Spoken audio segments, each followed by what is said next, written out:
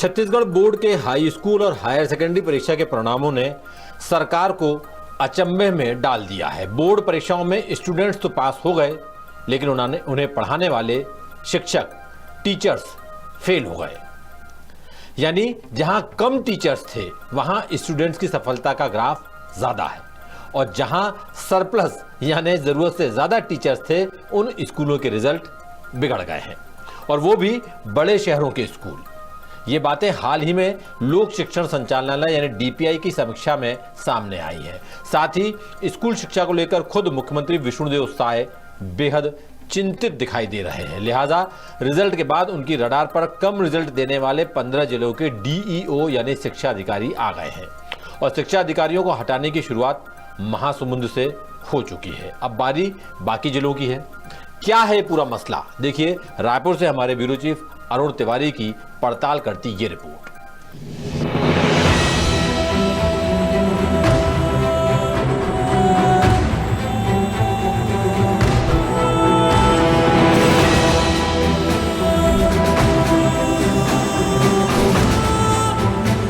छत्तीसगढ़ माध्यमिक शिक्षा मंडल यानी सीजीबीएसई के हाई और हायर सेकेंडरी स्कूलों के रिजल्ट आ चुके हैं, और रिजल्ट आते ही साय सरकार की पेशानी पर बल भी आ गया है, क्योंकि स्कूल शिक्षा पर मुख्यमंत्री विष्णुदेव का खासा फोकस है।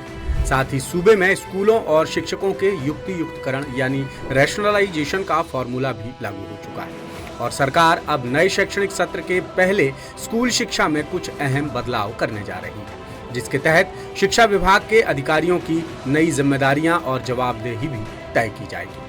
इसी कड़ी में बोर्ड परीक्षाओं में खराब रिजल्ट पर मुख्यमंत्री ने कड़ा एक्शन लिया है। स्कूल शिक्षा विभाग ने महासमुंद जिले के शिक्षा अधिकारी MR सावंत को तत्काल प्रभाव से हटा दिया है।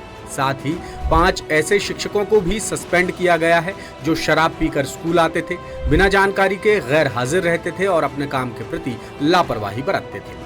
इसके अलावा सरकार लोक शिक्षण संचालनालय यानी डीपीआई से बोर्ड परीक्षाओं के रिजल्ट की समीक्षा भी करा रही है। इसी समीक्षा के आधार पर महासमुंद के डीईओ को हटाया गया है, और अब 15 जिलों के डीईओ पर भी कार्रवाई की तलवार लटक रही है, जिनके जिलों में बोर्ड परीक्षाओं का रिजल्ट कमजोर रहा है। अब आपको हम उन जिलों के नाम बताते हैं जहां 10वीं का रिजल्ट कमजोर रहा। महासमुंद, कबीरधाम, बिलासपुर, सूरजपुर, कोरबा, सक्ती, बालोद, धमतरी, जांजगीर चांपा, बेमेतरा, सारंगढ़, खैरागढ़, मुंगेली, राजनांदगांव, रायपुर, गौरेला पेंड्रा मरवाही यानी जीपीएम। द सूत्र ने जब डीपीआई की समीक्षा की पड़ताल की तो बड़ी हैरान करने वाली जानकारी सामने आई। जिन जिलों के स्कूलों में पर्याप्त शिक्षक नहीं थे, वहां के छात्रों ने कड़ी मेहनत कर परीक्षा में बड़ी सफलता हासिल की है। इनमें बस्तर, बीजापुर, सरगुजा और नारायणपुर जैसे जिले शामिल हैं। जबकि जिन बड़े शहरों के स्कूलों में सरप्लस यानी जरूरत से ज्यादा शिक्षक थे, वहीं का रिजल्ट कमजोर रहा है। इनमें रायपुर, बिलासपुर, दुर्ग और भिलाई जैसे शहर शामिल हैं, और यही बात सरकार को अचंभे में डाल रही है। जबकि सरकार के युक्तियुक्तकरण के फॉर्मूले का सबसे अहम मुद्दा भी यही है। जहां कम शिक्षक हैं, वहां 7,000 से ज्यादा सरप्लस शिक्षकों को पदस्थ किया जा रहा है। अब आपको ग्रामीण और आदिवासी क्षेत्रों के हाल बताते हैं, जहां का रिजल्ट बड़े शहरों से भी अच्छा रहा है। बस्तर 88.82%, सरगुजा 87.58%, बीजापुर 85.40% और नारायणपुर 84.96%। 10वीं के रिजल्ट में दंतेवाड़ा जैसे ग्रामीण जिले ने राजधानी रायपुर को भी पछाड़ दिया है। दंतेवाड़ा ने 94.45% रिजल्ट के साथ प्रदेश में अव्वल स्थान हासिल किया है, जबकि मुख्यमंत्री विष्णुदेव साय का गृह जिला जशपुर 94.22% रिजल्ट के साथ दूसरे नंबर पर रहा। इसके बाद मोहला मानपुर, अंबागढ़ चौकी, कोरिया, कांकेर और सुकमा जैसे आदिवासी जिले रहे हैं।